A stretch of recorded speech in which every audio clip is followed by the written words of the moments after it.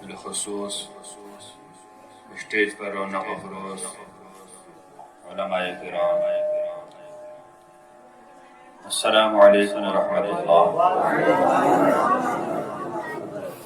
الحمد للہ رب العالمین والعاقبۃ للمتقین والصلاة والسلام علی سید المرسلین، اما بعد فاعوذ باللہ من الشیطان الرجیم، بسم اللہ الرحمن الرحیم، الا ان اولیاء اللہ لا خوف علیہم ولا هم یحزنون، صدق اللہ العظیم وصدق رسولہ النبی الکریم، ونحن ولا ذلك لمن الشاهدین والشاکرین، والحمد للہ رب العالمین۔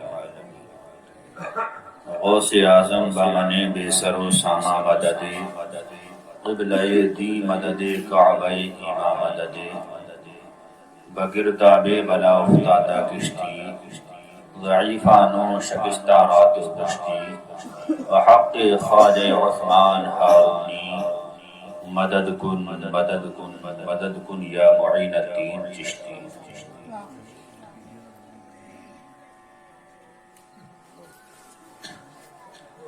سوچئے اپنی خطا اور سوچتے رہ جائیے، سوچئے اپنی خطا اور سوچتے رہ جائیے، سوچئے ان کی عطا اور سوچتے رہ جائیے، سوچئے ان کی عطا اور سوچتے رہ جائیے۔ چہرہ و شمس ہے ولیل زلف قرآن میں، چہرے و شمس ہے ولیل زلف قرآن میں، سوچئے چہرہ ہے کیا اور سوچتے رہ جائیے، سوچئے چہرہ ہے کیا اور سوچتے رہ جائیے۔ موم کی مانند پتھر آپ کے زیر قدم،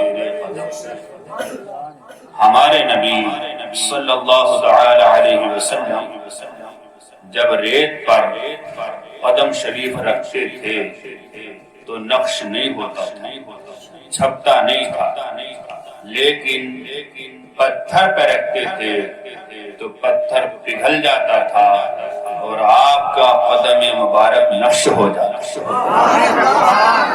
یہاں ان بدعقیدوں کا منہ توڑ جواب ہے جو کہتے ہیں کہ حضور ہماری طرح بشر، اگر آپ کی طرح بشر ہیں تو پتھر پر اپنا قدم رکھیے اور ہمیں دکھائیے آپ کا قدم کہاں نقش ہو۔ ریت پہ رکھو نہ چھپے تو کہنا کہ حضور ہماری طرح بشر۔ حضور صلی اللہ علیہ وسلم کی یہ خاصیت، اور ایک بات اور سنیں، یہ خاصیت 1,24,000 انبیاء کرام میں سے کسی کو حاصل نہیں، بس ہمارے نبی کا یہ خاصیت۔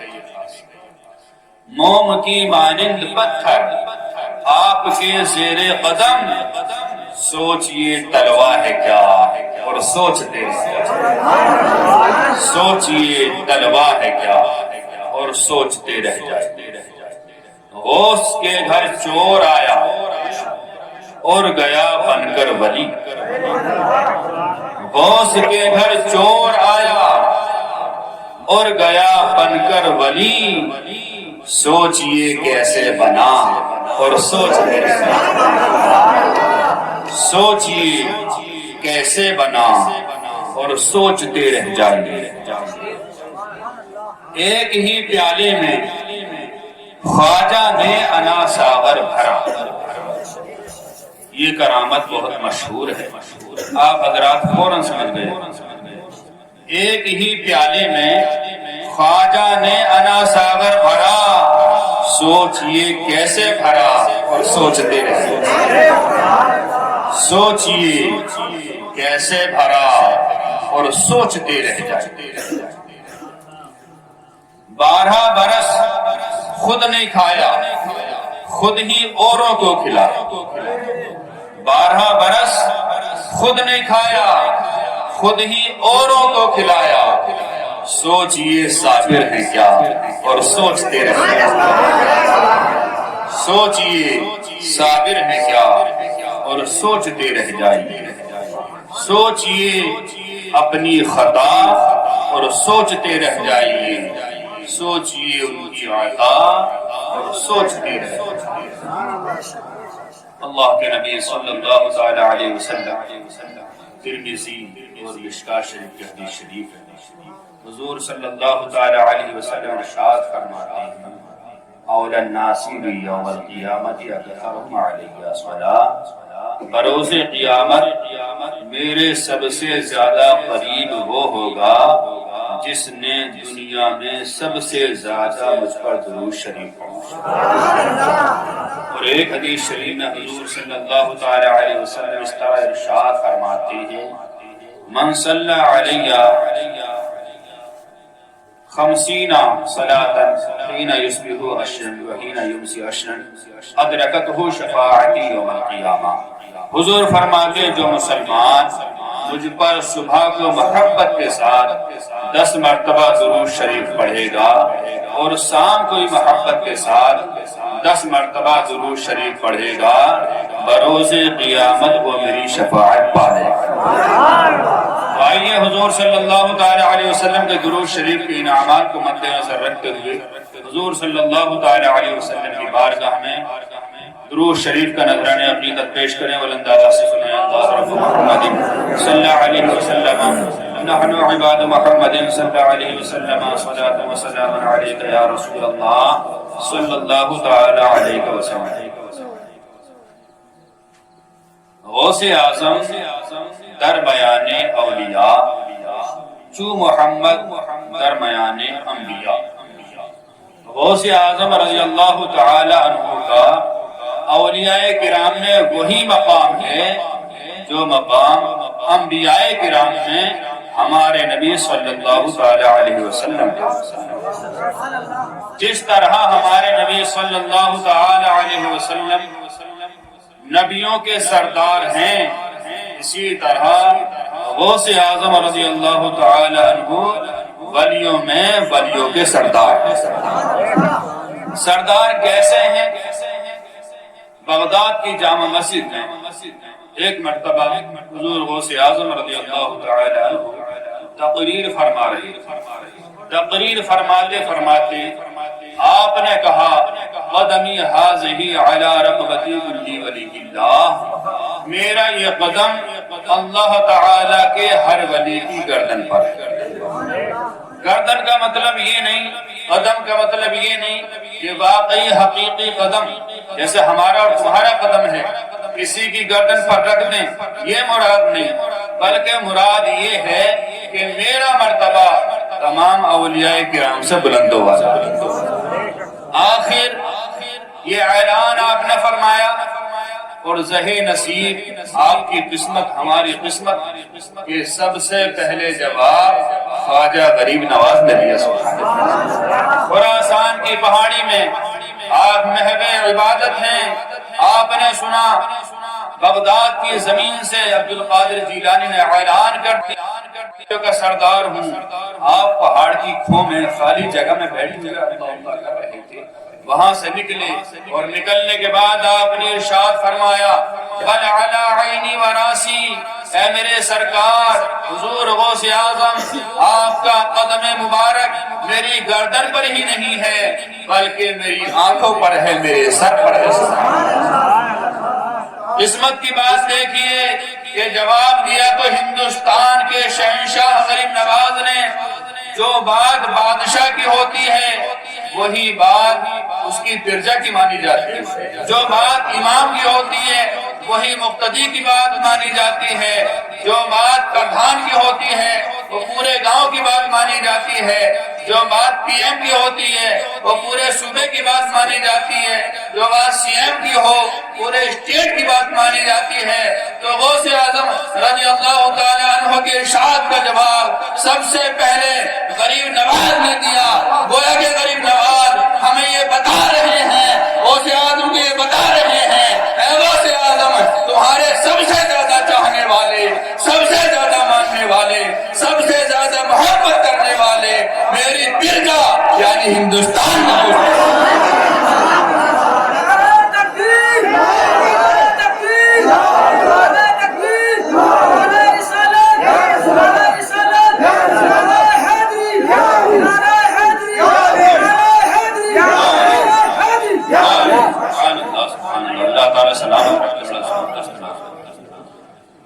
تو ہماری طرف سے کس نے جواب دیا؟ غریب نواز رحمت اللہ تعالی علیہ۔ حضور غوث اعظم رضی اللہ تعالیٰ کے بارے میں ایک بات اور غور سے سنی کہ آپ جو ولیوں کے سردار ہیں وہ جب سے دنیا بنی جب تک دنیا رہے گی اس میں کل انسان آتی ہے، ان سب کے آپ سردار ہیں، اس لیے کہ اس طرح کے الزام لگایا جائے پھر تو صدیق اکبر بھی آ گئے، عمر فاروق اعظم بھی آ گئے، عثمان غنی بھی آ گئے، حضرت علی بھی آ گئے رضوان اللہ تعالی علیہم اجمعین، حسن حسین بھی آ گئے، صحابہ کرام بھی آ گئے، تابعین تبع تابعین بھی آ گئے، ان کا مرتبہ بہت بلند ہوا، صحابیت کا درجہ بہت بڑا ہوتا ہے۔ تو پیچھے کو جتنے لوگ گزرے ان کے آپ سردار نہیں ہیں۔ جس دن آپ نے اعلان کیا اس دن سے لے کر امام مہدی تک جتنے اولیاء کرام دنیا میں آئیں گے، جتنے ولی اللہ تعالیٰ بھیجے گا، جس کو ولایت عطا فرمائے گا، ان سب پر غوث اعظم کا ادب کرنا واجب ہے، ان سب کے لیے غوث پاک کو اپنا سردار ماننا واجب ہے۔ اور غوث اعظم رضی اللہ تعالیٰ کا ارشاد ان سبھی کے لیے ہے کہ میرا یہ قدم اللہ تعالیٰ کے ہر ولی کی گردن پر۔ تین غوث دنیا میں آئیں گے، دو تو ظاہر ہو گئے، ایک رہ گئے۔ غوث مانے مدد کرنے والا، غوث اعظم بہت بڑی مدد کرنے والا۔ سب سے پہلے غوث اعظم حضرت علی رضی اللہ تعالی عنہ ہیں، ان کی غوثیت حضور غوث اعظم تک، اور حضور غوث اعظم رضی اللہ تعالی عنہ کی غوثیت امام مہدی تک، اور امام مہدی علیہ السلام کی آمد کے بعد امام مہدی غوث اعظم ہوں گے، قیامت تک ان کی غوثیت چلے گی۔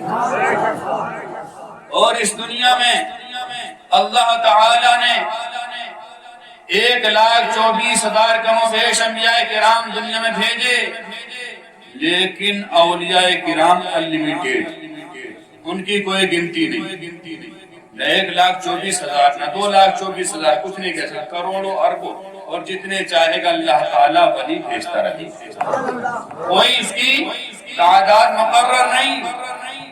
اور ایک بات اور سنیں، اولیاء کرام کو اللہ تعالیٰ لوگوں کی ہدایت کے لیے بھیجتا رہتا ہے، ان تمام اولیاء کرام میں اللہ تعالیٰ کو 3 ولی بہت پسند۔ کتنے؟ 3 ولی ایسے ہیں جنہیں اللہ تعالیٰ نے محبوب کا لقب دیا ہے۔ محبوب کون ہے؟ حبیب کون ہے؟ ہمارے نبی صلی اللہ علیہ وسلم، لیکن وہ انبیاء کرام کا درجہ ہے۔ اولیاء کرام میں اللہ تعالیٰ کو 3 ولی بڑے محبوب ہیں، اور تم اپنی قسمت پر ناز کرو کہ 2 محبوب ہندوستان میں موجود ہیں۔ نمبر 1 محبوب سبحانی، قطب ربانی، قندیل نورانی، سیدنا شیخ عبد القادر جیلانی، بغداد شریف میں موجود۔ بغداد شریف ہندوستان میں آتا کہ باہر؟ ہندوستان کے باہر آتا نہیں، یہ ہندوستان میں سمجھ رہے ہو؟ دھوکے میں تو نہیں، ہندوستان کے باہر آتا ہے۔ محبوب سبحانی یعنی حضور عبد القادر جیلانی کو اللہ تعالیٰ نے محبوب کہا، لیکن یہ بغداد۔ اور محبوب کون ہے؟ محبوب یزدانی، سیدنا مخدوم اشرف سمنانی رحمت اللہ تعالی علیہ کی چھوچا شریف ہندوستان میں موجود ہے. اور تیسرے محبوب الہی حضرت محمد نظام الدین اولیاء دہلی شریف میں موجود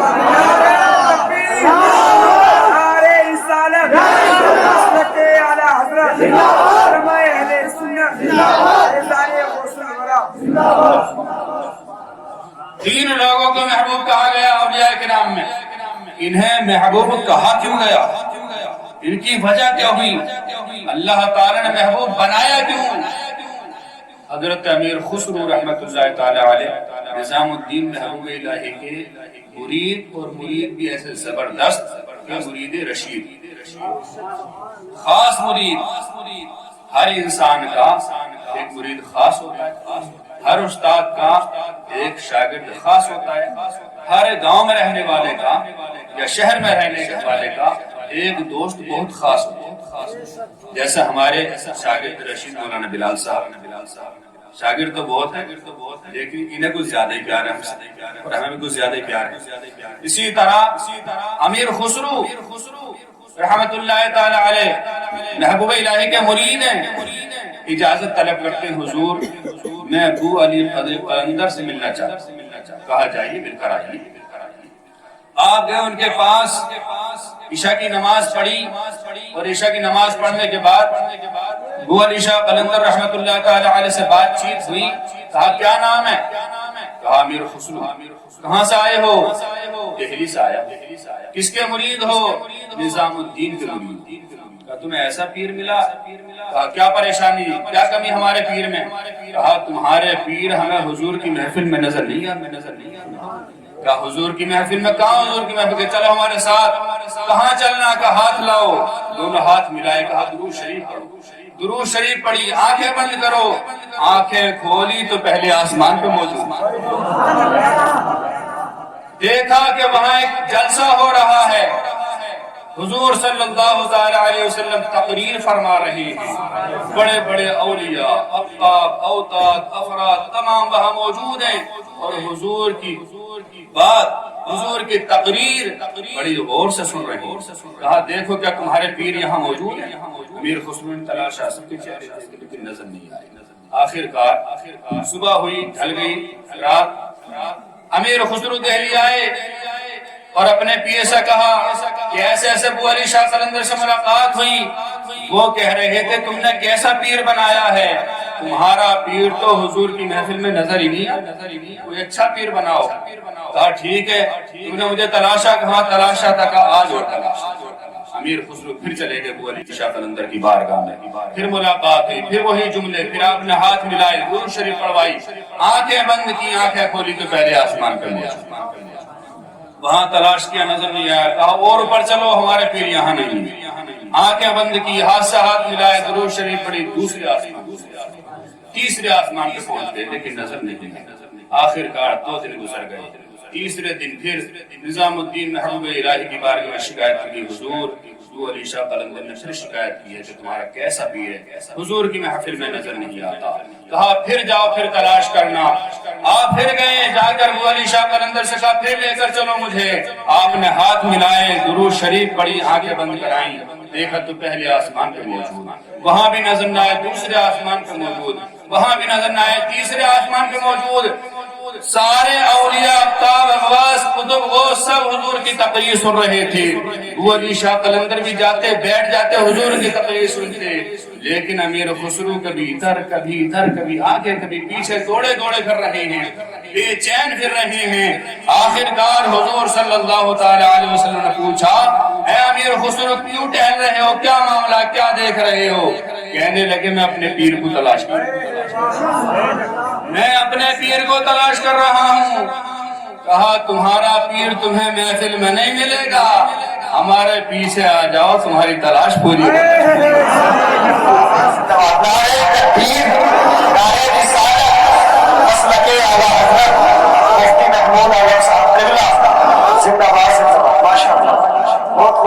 ہمارے پیچھے آ جاؤ، تمہاری مراد پوری ہو جائے گی. آپ پیچھے گئے تو دیکھا کہ 3 انسان ایسے ہیں جو بیٹھے تو ہوئے ہیں لیکن ان کے چہروں پر پردے پڑے ہوئے ہیں، پردے کی آڑ میں ہیں، حجاب میں ہیں۔ کہا چہرہ اٹھا کر دیکھو، حجاب اٹھا کر دیکھو، پردہ ہٹا کر دیکھو، تمہیں پہچان ہوتی کہ نہیں؟ پردہ اٹھایا تو پہلے پردے میں سیدنا شیخ عبدالقادر جیلانی، دوسرا پردہ اٹھایا تو مخدوم اشرف جہانگیر سمنانی موجود تھے، تیسرا پردہ اٹھایا تو محبوب الہی نظام الدین موجود تھے۔ کہنے لگے مجھے میرا پیر مل گیا، ابو علی شاہ قلندر، دیکھو میرا پیر حضور کی مجلس میں بیٹھا ہوا ہے، اور کرم والا کرم حضور کی عنایت دیکھو کہ حضور کے پاس حجاب میں بیٹھا۔ یا رسول اللہ صلی اللہ علیہ وسلم، میں 3 دن سے تلاش کر رہا ہوں، محفل میں دیکھ کے چلا جاتا ہوں، آپ نے انہیں پیچھے کیوں چھپا رکھا ہے؟ کہا امیر خسرو سنو، جو قیمتی چیز ہوتی ہے وہ چھپا کے رکھا، جو قیمتی چیز ہوتی ہے وہ چھپا کر رکھی جاتی ہے۔ یہ اللہ تعالیٰ نے اپنے محبوب بنائے ہیں اور مجھے بھی اپنا محبوب بنایا ہے، میں نبیوں میں محبوب ہوں، یہ ولیوں میں محبوب ہوں۔ کتنے محبوب بنائے اللہ تعالیٰ نے ولیوں میں؟ 3 محبوب، محبوب سبحانی عبدالقادر جیلانی، محبوب یزدانی مخدوم اشرف جہانگیر سمنانی، اور محبوب الہی نظام الدین دہلوی۔ حضور عبدالقادر جیلانی رضی اللہ تعالیٰ عنہ کا مقام ورتہ بہت بلند و بالا ہے، آپ کئی گھنٹے سے لگاتار یہاں سے رہے ہیں کہ حضور عبدالقادر جیلانی کیا شان ہے۔ آپ اولیاء کرام میں فی الوقت میں اعلیٰ درجے کے ولی ہیں اور ہر مصیبت سے کے کام آتے ہیں۔ خود آپ کا فرمان ہے کہ میرا چاہنے والا، میرا مرید، مجھے ماننے والا مشرق سے لے کر مغرب میں کہیں بھی پریشان حال ہو اور مجھے پکارے تو میں اس کی مدد کے لیے جاتا ہوں۔ اب دیکھیے مدد کیسے فرماتے ہیں اولیاء کرام، بندے کو پتہ بھی نہیں چلتا اور مدد ہو جاتی۔ حضور شیخ عبدالقادر جیلانی رضی اللہ تعالیٰ عنہ 25 سال کی عمر تک درس حاصل کرتے رہے۔ آپ خود فرماتے درست العلم حتی صرت قطبا ونلت السعد من مول الموالی، میں علم دین حاصل کرتا رہا یہاں تک کہ میں قطب ہو گیا اور تمام مولاؤں کے مولا اللہ تعالی کی طرف سے سعادت کی کنجیاں میں نے حاصل کر۔ 49 سال کی عمر میں آپ نے پہلی شادی کی اور اس کے بعد یہ کے بعد دیگرے 4 شادیاں کی اور آپ کی 49 بچے پیدا ہوئے، جس میں 20 بیٹیاں 30 بیٹے حضور شیخ عبدالقادر جیلانی کے۔ جب آپ پہلی مرتبہ حج کو گئے تو آپ کے ساتھ کچھ لوگ مہمان، کچھ عزیز و اقارب، کچھ مرید موجود تھے، کل ملا کر 50-51 لوگوں کا قافلہ تھا۔ آپ جا رہے تھے، راستے میں جب 3-4 روز لگاتار چلتے چلتے ہو گئے تو آپ نے سوچا کسی مقام پر آرام کیا جائے۔ ایک گاؤں میں ٹھہرے اور ٹھہرنے کے بعد ایک نوجوان گزرا ہوا آرام کرنا چاہتے، اس کو پکڑا، وہ نوجوان کا بھائی تمہارا ایک دن میں صحیح سالم تھا، اس کی عقل سلام، ہم قافلے سے آئے ہیں، بغداد سے آئے ہیں، ہم تمہارے بغداد کیوں؟ کیونکہ اس کی قسمت کا ستارہ سویا ہوا تھا۔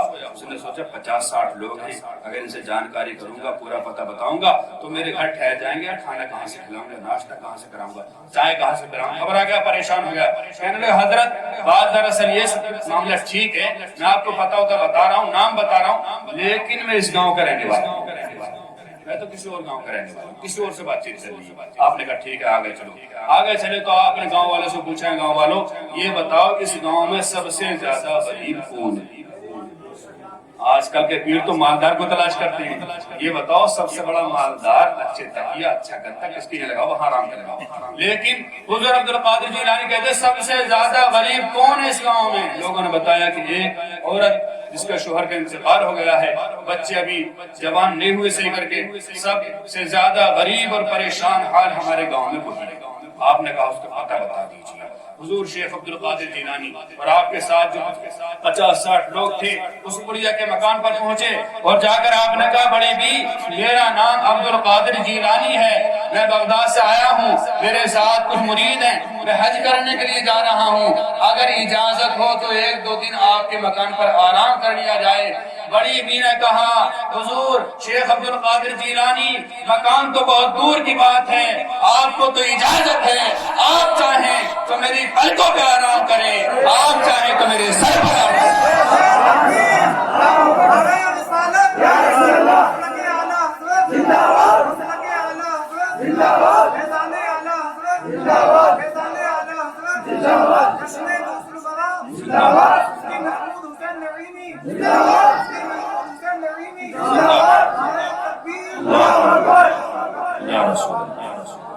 آپ نے بڑھیا کے یہاں قیام کیا اور اعلان کرا دیا کہ شیخ عبد القادر جیلانی فلاں بیوہ کے مکان پر آرام فرما۔ اتنا اعلان کرنا تھا، قرب و جوار کے گاؤں سے لوگ آنے لگے، آپ سے ملاقات کرتے، مصافحہ کرتے، کھانے کی چیز دیتے، پینے کی چیز دیتے، آپ سارا سامان اس کے گھر میں حوالے کر دیتے۔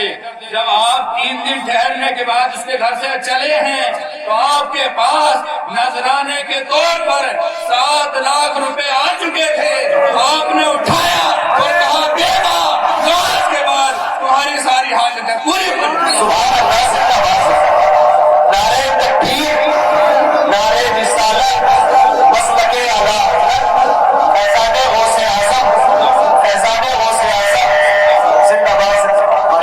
7 لاکھ روپے 3 دن کے اندر اندر مسافہ آیا اور آپ نے سارے کا سارا بیوہ۔ اور عراق میں بغداد میں آپ کا یہی حال، صبح سے شام تک جو بھی نذرانہ آتا تھا اسے لے کر رکھ لیتے تھے اور غریبوں میں بانٹ دیتے، کبھی 1 روپیہ اپنی ذات پر خرچ نہیں کرتے۔ یہاں سے 7 لاکھ روپے سے نذرانے کے طور پر دینے کے بعد آپ پہنچے کعبہ شریف۔ اگر آپ کو ہمارا ویڈیو پسند آیا ہو تو اس ویڈیو کو لائک کریں، اپنے تمام لوگوں میں شیئر کریں اور ہمارے اس پیارے مدنی پیغام چینل کو سبسکرائب کریں، ساتھ ہی بیل آئیکن کو بھی دبا دیں تاکہ ہمارے آنے والی ویڈیوز کی نوٹیفیکیشن آپ کو ملتی رہے۔